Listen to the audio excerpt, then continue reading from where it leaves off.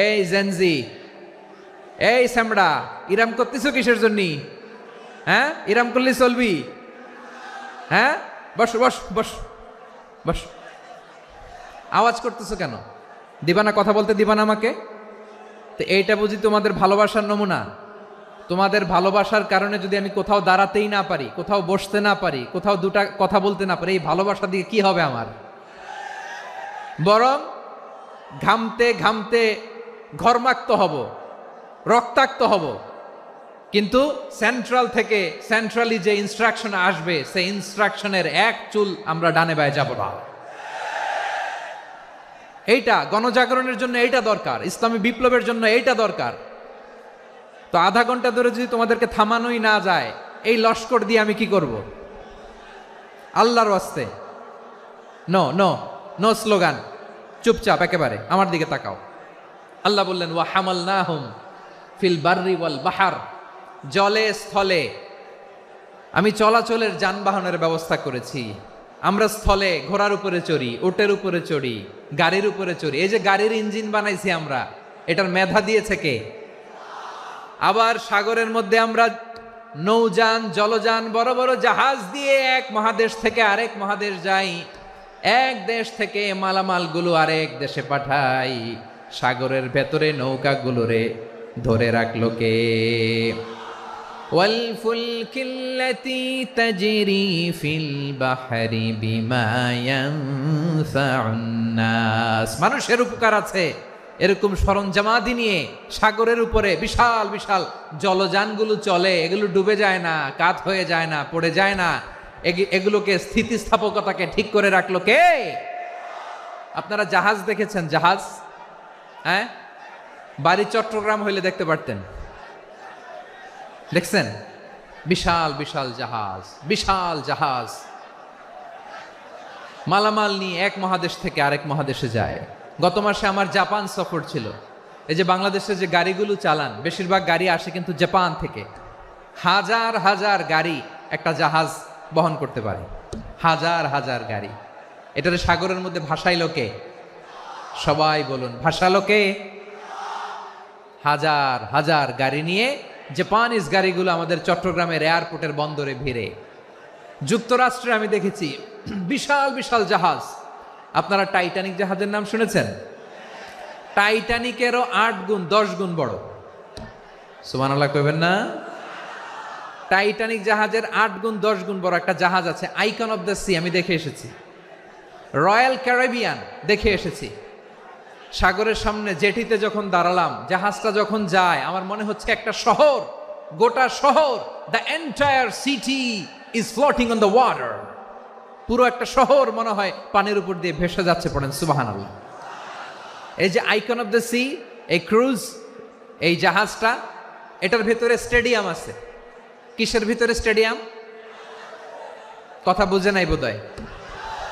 Stadium কিসের ভিতর? Swimming pool আছে, শপিং মল আছে, রেস্টুরেন্ট আছে, ক্লাব আছে, 3000 4000 রুম বিশিষ্ট, কক্ষ বিশিষ্ট হোটেল আছে। এই সবগুলোর নিয়ে এগুলো চলে সাগরের এই দোলার মধ্যে, জলোচ্ছ্বাসের মধ্যে। এই সাগরের ভেতরে এই জাহাজগুলোর ভাষায় রাখছে কে?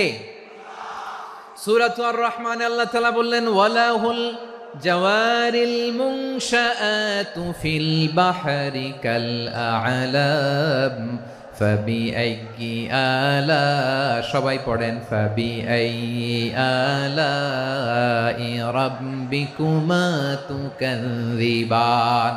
পাহাড় সম বড় বড় জাহাজগুলো মাল বোঝাই করে সাগরের মধ্যে ভেসে বেড়ায়।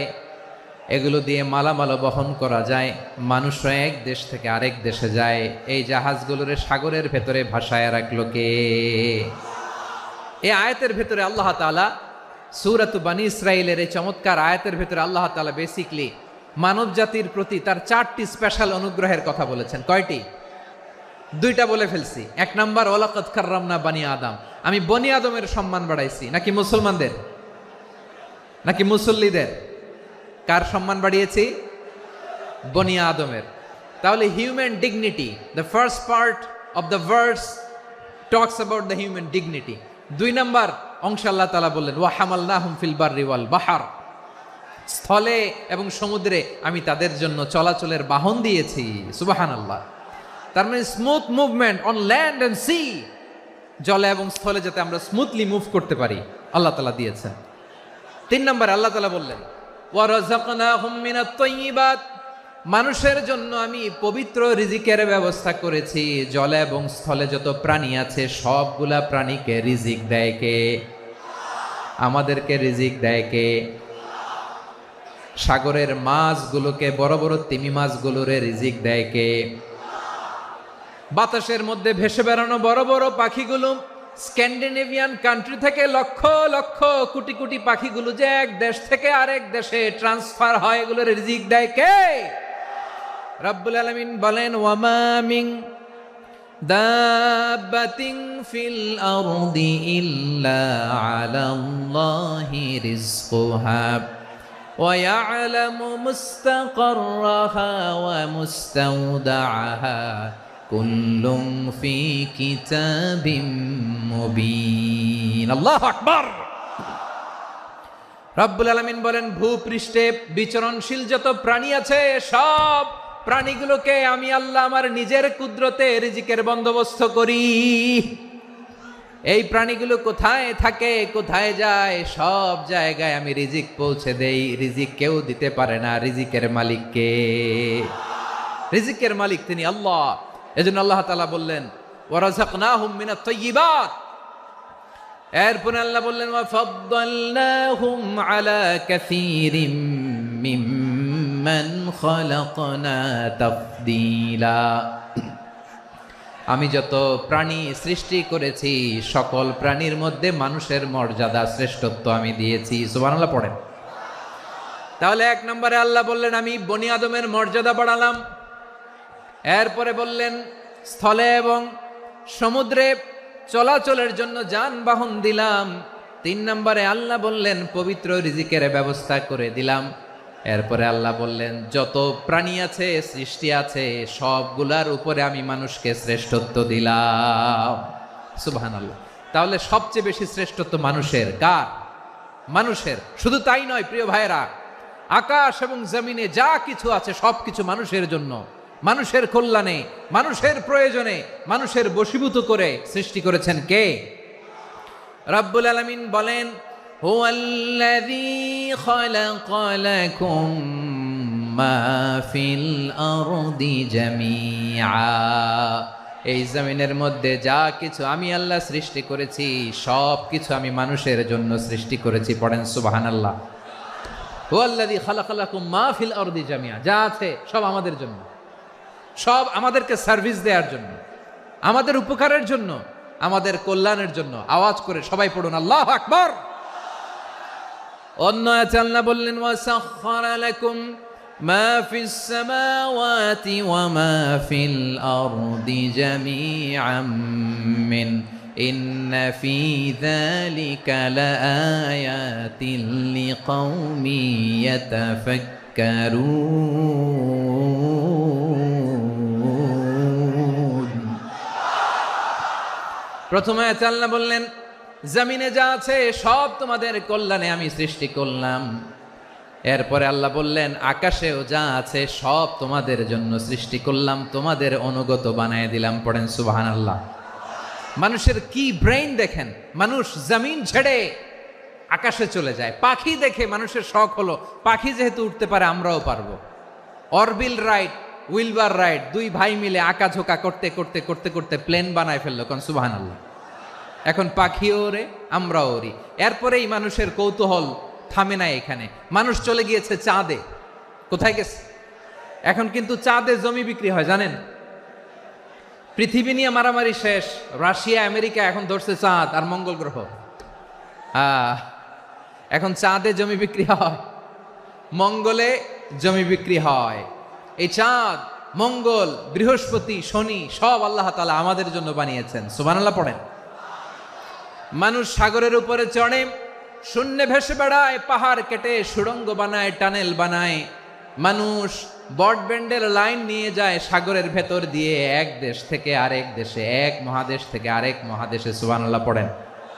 তার মানে গোটা বিশ্বের সব কিছুর উপরে control, superiority over all creatures, সব কিছুর উপর কন্ট্রোল, মনিটরিং, নিয়ন্ত্রণ, এটা প্রতিষ্ঠা করে দিয়েছে কে? এজন্যই মানুষের শ্রেষ্ঠত্ব।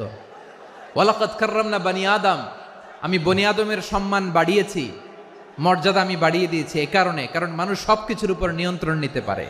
মানুষকে নিয়ে এই কোরআনের সব আলোচনা, মানুষকে নিয়ে এই কোরআনের সব। তাই কোরআনের কেন্দ্রীয় আলোচ্য বিষয় হচ্ছে মানুষ। কোরআনের কেন্দ্রীয় আলোচ্য বিষয় কি? যশোরের ভাইয়েরা বুঝে থাকলে সবাই বলবেন, কোরআনের কেন্দ্রীয় আলোচ্য বিষয় কি? এই যে আমি মূল আলোচনায় যাচ্ছি এখন। কেন মানুষ কোরআনের কেন্দ্রীয় আলোচ্য বিষয়? এই যে ভাইয়েরা, এই যে হাত জোর করে, এই যে Jessore Gen Z, the smart people of Jessore, হাত জোর করে বলতেছে, হাত জোর করে তোদের কাছে আল্লাহর দোহাই লাগে, স্টপ স্টপ। শুরুতে একবার বলেছে জায়গা না হলে আস্তে আস্তে ধাক্কা দিবা, সামনে না পিছনে, দিয়ে দিয়ে বেরোয় চলে যাও। এলইডিতে দেখো, এই যে আল্লাহর ওয়াস্তে জায়গা না হলে ওদিকে যাও। কোরআনের মাহফিলে বিশৃঙ্খলা, এটা কাফিরদের আলামত। কাফিররা শীষ দিত, শীষ। বিশ্বনবী কোরআনের তাফসির করলে কাফিররা শীষ দিত আর ক্ল্যাপিং করত, হুইসেল অ্যান্ড ক্ল্যাপিং। তো আমরা কি এখানে বিশৃঙ্খলা করতে আসছি? তো বারবার থামানো লাগে কেন? কোনো আওয়াজ হবে না, বললাম তো, স্টপ। আওয়াজ করে বলুন, কোরআনের কেন্দ্রীয় আলোচ্য বিষয় কি? সবাই বলেননি? এতগুলো মানুষ উত্তর দিলে এতটুকু আওয়াজ হয়, অন্তত আমি বিশ্বাস করি না। যশোর, আওয়াজ করে বলো, কোরআনের কেন্দ্রীয় আলোচ্য বিষয় কি? মানুষ। এই মানুষ কোরআনের কেন্দ্রীয় আলোচ্য বিষয়। মানুষকে আল্লাহ স্বাধীনতা দিয়েছেন, ফামান শাআ ফালইউমিন ওয়া মান শাআ ফালইয়াকফুর। চাইলে মুমিন হতে পারো, চাইলে কাফের হতে পারো, তোমার ইচ্ছা। তবে জেনে রাখো, মুমিন হলে পাবা জান্নাত, কাফির হলে পাবা জাহান্নাম। নাও দ্য ডিসিশন ইজ ইয়ার্স, সিদ্ধান্ত তোমার, জান্নাতে যাবা না জাহান্নামে যাবা। যশোরের ভাইয়ের আওয়াজ করে বলুন, কই যেতে চান, জান্নাতে না জাহান্নামে? ডান দিকে না বাম দিকে? ডানপন্থী না বামপন্থী? চিল্লা চিল্লি না চুপচাপ? চুপচাপ কয়ে আবার চিল্লাচিল্লি শুরু করে দিচ্ছে। মাশাআল্লাহ। তাহলে কোরআনের কেন্দ্রীয় আলোচ্য বিষয় মানুষ। আমার সাথে থাকতে হবে, তোমাদেরকে নিয়ে আমি আলোচনা শেষ পর্যন্ত যাব। অনেক গুরুত্বপূর্ণ কথা বাকি আছে, আমাকে সহযোগিতা করতে হবে। মাশাআল্লাহ, এই তো ঠান্ডা হয়েছে। হ্যাঁ, ঠিক আছে ঠিক আছে ঠিক আছে। মানুষকে আল্লাহ এত স্বাধীনতা দিয়েছেন, মানুষ চাইলে অনেক ভালো হইতে পারে। ভালোর রাস্তাও খোলা, খারাপ হওয়ার রাস্তাও খোলা। ভালো হইলে মানুষ অনেক ভালো, খারাপ হইলে অনেক খারাপ। ভালো হইলে সবচেয়ে ভালো, খারাপ হইলে সবচেয়ে খারাপ। এজন্য সিদ্ধান্ত আপনাকে নিতে হবে। আল্লাহ তাআলা বলছেন, লাকাদ খালাকনাল ইনসানা ফি আহসানি তাকওয়িম সুম্মা রাদাদনাহু আসফালা সাফিলিন। আমি মানুষকে অনেক সুন্দর অবয়বে, সুন্দর আকৃতিতে সৃষ্টি করেছি। তার শুধু চেহারার ডিজাইনটাই সুন্দর নয়, তার ব্রেনটা বড্ড সুন্দর, তার মানসিকতা বড্ড সুন্দর, তার সৃজনশীলতা বড্ড সুন্দর। পড়েন সুবহানাল্লাহ। আমাদের চেহারা, অবয়ব, ডিজাইন যে সুন্দর তা না, আমাদের ব্রেনটা অনেক সফিস্টিকেটেড ব্রেন, অনেক সফিস্টিকেটেড। এই 1.5 কেজি ব্রেন ইউজ করে মানুষ গোটা বিশ্বে সভ্যতা বিনির্মাণ করেছে, ঠিক কিনা? এই ব্রেন আল্লাহ তাআলা আমাকে দিয়েছে। এটারে কাজে লাগালে, আপনার 6 সেন্স কাজে লাগালে আপনি অনন্য মানুষ হয়ে উঠবেন, মহামানবে রূপান্তরিত হবেন। মানুষ হতে পারে, চাইলেই মহামানব হতে পারে। আবার যদি মানুষ চায় খারাপও হতে পারে। আল্লাহ বললেন শুধু ভালোই না, ভালো হতে চাইলে অনেক ভালো তুমি হতে পারো, আবার খারাপ হতে চাইলে অনেক খারাপ তুমি হতে পারো। সুম্মা রাদাদনাহু আসফালা সাফিলিন।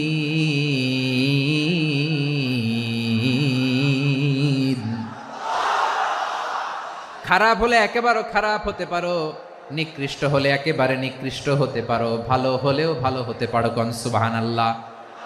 এবার আওয়াজ করে বলুন, ভালো হতে চাই না খারাপ? শ্রেষ্ঠ না নিকৃষ্ট? মানুষ ভালো হলে মানুষ ফেরেশতার চেয়েও ভালো, মানুষ খারাপ হলে সে পশুর চেয়েও খারাপ। কথা ঠিক কিনা বলেন? ভালো হলে ফেরেশতার চেয়েও ভালো, খারাপ হলে পশুর চেয়েও নিকৃষ্ট। তার মানে শ্রেষ্ঠত্বে মানুষ, শ্রেষ্ঠত্বে ফেরেশতাকে হার মানায়, আর অধপতনে শ্রেষ্ঠত্বে ফেরেশতাকে ছাড়িয়ে যায়, আর অধপতনে পশুকেও হার মানায়। আই রিপিট, আমি আবারও বলছি, মানুষ শ্রেষ্ঠত্বে ফেরেশতাকে ছাড়িয়ে যায়, আর অধপতনে সে পশুকেও হার মানায়। আওয়াজ করে বলতে হবে ঠিক কি না? এটার প্রমাণ কি? মানুষ শ্রেষ্ঠ হইলে যে ফেরেশতার চেয়েও সেরা, তার প্রমাণ কি?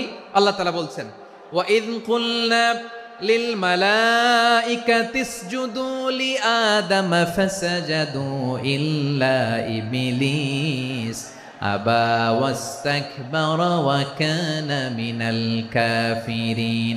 আল্লাহ বলেন, স্মরণ করো সে সময়ের কথা যখন আমি ফেরেশতাদেরকে বললাম, ও ফেরেশতারা আদমকে সেজদা দাও। সব ফেরেশতারা সম্মান সূচক সেজদা আদমকে দিল, তারা আদমের জন্য সেজদায় লুটিয়ে পড়লো, একজন ছাড়া, তার নাম ইবলিস। আওয়াজ করে বলেন তার নাম কি? সে অহংকার প্রদর্শন করলো, সে কাফের হয়ে গেল, বাকি সব ফেরেশতারা সেজদা দিল। সুবহানাল্লাহ। আবার আদম আলাইহিস সালামকে আল্লাহ জিজ্ঞেস করলেন, সব বলে দিল উত্তর, কিন্তু ফেরেশতাদেরকে একই প্রশ্ন জিজ্ঞেস করলেন, তারা উত্তর করতে পারে নাই। তার মানে এর মধ্য দিয়ে প্রমাণিত হয়, মানুষ ভালো হলে ফেরেশতার চেয়েও ভালো, ফেরেশতার চেয়েও মানুষের মর্যাদা বাড়িয়ে দিয়েছে কে? সব নূরের ফেরেশতা যখন মাটির আদমকে সেজদা দেয়, এটা প্রমাণ করে ফেরেশতার চেয়েও মানুষের মর্যাদা বাড়িয়ে দিয়েছে কে? তুমি মাটির আদমকে প্রথম সৃষ্টি করিয়া ঘোষণা করিয়া দিলে শ্রেষ্ঠ বলিয়া, তাই তো নূরের ফেরেশতা করে আদমকে সেজদা। ঠিক কিনা বলেন? তাই তো নূরের ফেরেশতা করে আদমকে সেজদা। সবার